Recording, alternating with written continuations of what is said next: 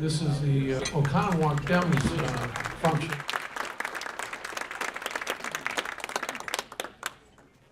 I want to talk specifically about ways that we have all been trained, brainwashed, if you will, to be active participants in our own disempowerments. We've been trained to think horizontally. We've been trained to think about who's left and who's right, who's liberal, who's conservative.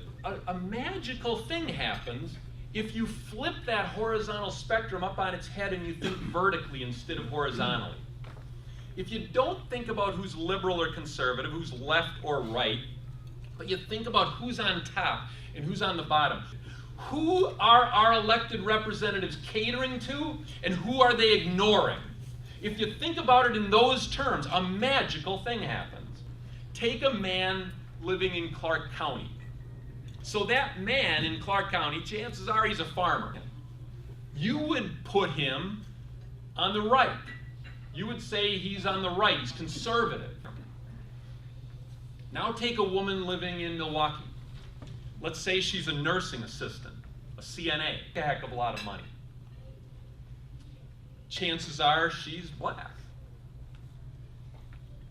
Chances are she's a Democrat. You would say that she's a liberal. But you flip that spectrum up on its head and you think vertically instead of horizontally, those two people are in exactly the same spot. On our horizontal spectrum, they are on opposite poles. They could not be farther apart. And yet when you think about who's on top and who's on the bottom, who's really being represented and who's being ignored, they are on the same spot on that spectrum. I know. Just because of our own vocabulary, just because of our own habits, we're dividing people who should be allies. We need to think seriously about breaking free of that. Every single time landscape-altering change has come to American politics, the first thing citizens did was fashion themselves a new identity. And they put other political currencies into circulation, and they actually created concoctions powerful enough to overcome organized money. They faced economic forces every bit as formidable as the ones we face today and beat them. And did not beat them with money, but rather they beat them with a marriage of other political currencies. Extremely provocative ideas, extremely ambitious agendas, and they married that to organized people.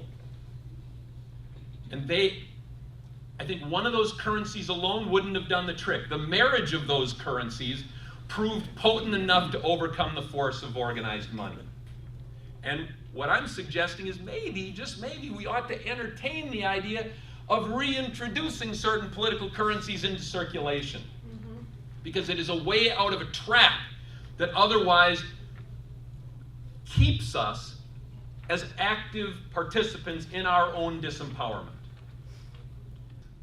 I know that these words can hurt.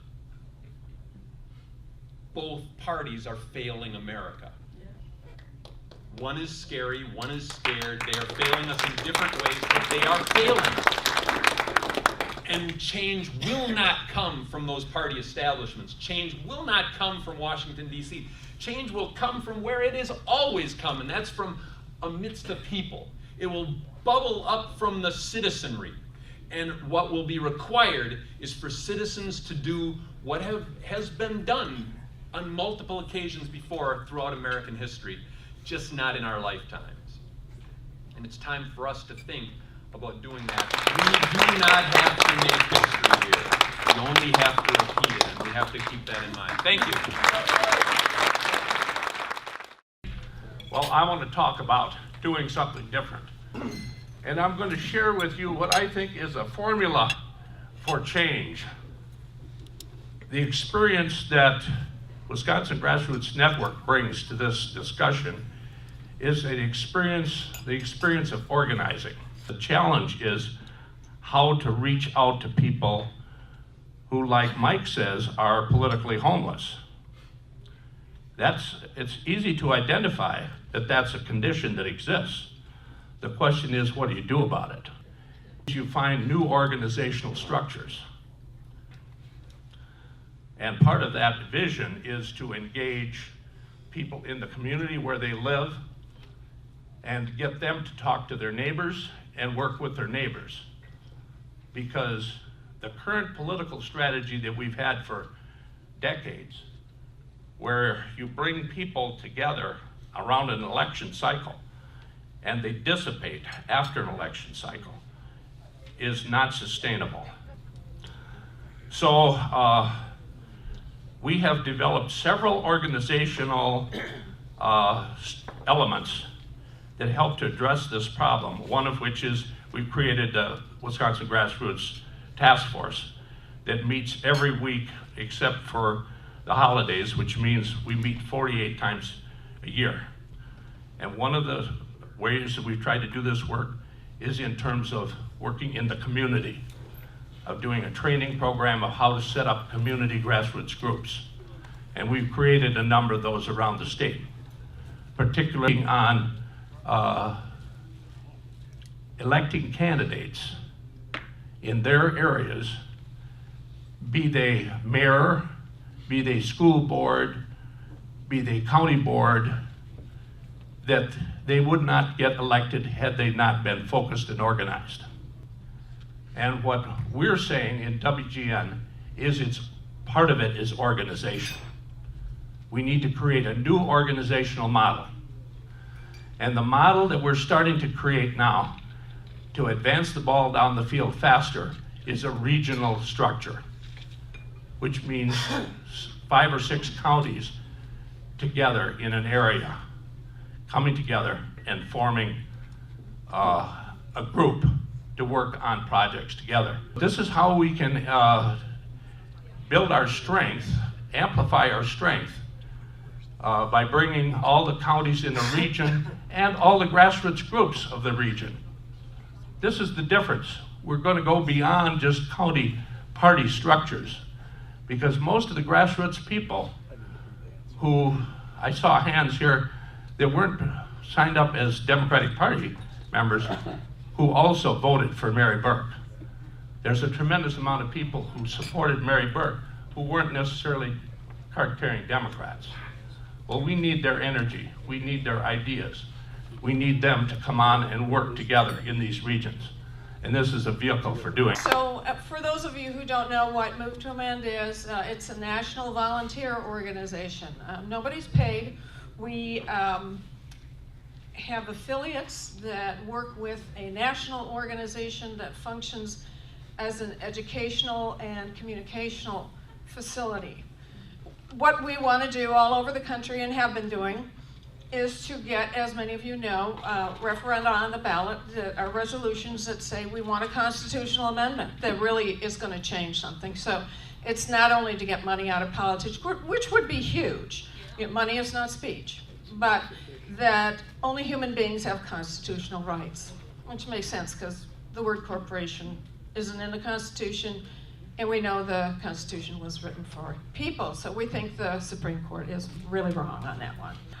So we do resolutions because we want a movement, and that's what everybody in here is interested in. Resolutions educate the public and the media. They also notify our politicians who are not listening, which is the big problem, right? Move to Amend has now passed 54 resolutions in communities in Wisconsin with overwhelming majorities. I don't think we have any question that the majority of the populace wants this change. But for all 54 referenda over the last 3 years, that represents 41% of the Wisconsin populace. But we do have to get money out of politics, we all know that, and we have to increase the power of the voters to what it used to be. Let me put it that way. So that other entities that we invented are not also legally equal to us. So that's what happened. So now we have 16 states that are asking for a constitutional amendment. The point is that Move to Amend has had a lot of success, and we've worked very closely with a lot of grassroots organizations. And you. What's happening in Wisconsin? And I was thinking, in 2004, I was in Fiji when they had the coup. And Commodore Bainimarama took over the government. And I came back to Wisconsin. And we had Fitzgerald, and the head of the police, Fitzgerald. And I'm thinking, it's the same thing. You've got the governorship, you've got both houses, you've got the state police, you've got the Supreme Court. It's no different than a dictatorship. Colonialism. Colonialism. And what did the British do? The British, when they went to Fiji, they couldn't get the Fijians to work on their plantations because the Fijians knew how to fish and everything. They didn't need to do that. They could figure that out. So they imported ethnic Indians. And the ethnic Indians worked for the British. And when the British left, Fiji had 50% Fijians and 50% Indo-Fijians. And they were what? Divided. And so you look at Wisconsin, and I look at Wisconsin not as a state, I look at it as a country, at what we call extraction economies. That's what colonialists do. They go in and they extract. We're being colonized by a small number of very, very powerful corporations. And they're international corporations. And that's what you have to look at and understand what's happening. And why is it happening in Wisconsin? What's the thing? Why is Wisconsin, and it's at the epicenter of this. What's different about Wisconsin? What's the unique thing? In 1985, Rockwell Automation bought Allen Bradley.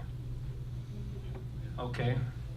And what that did is that brought the endowment of the Bradley Foundation from $6 million up to almost $300 million.